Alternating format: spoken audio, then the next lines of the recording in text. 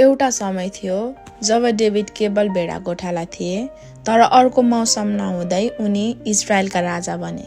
एउटा समय थियो जब रुथ अरूको खेतका अन्नको बालीहरू टिप्दै मजदुरी गर्थिन्, तर अर्को मौसममा उनी त्यही खेतको मालिकसँग विवाह गरेर रानी चाहिँ ठाटमा बसिन्।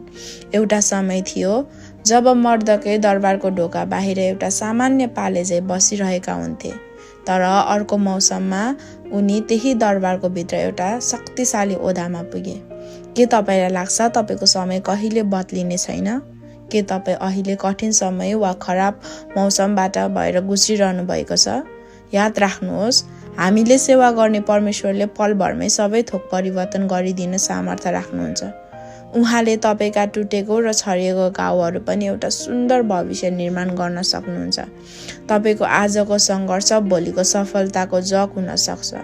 धैर्य राख्नुहोस्, किनकि जसले मौसम बदल्नुहुन्छ उहाँले तपाईको अवस्था पनि पक्कै बदल्नुहुनेछ।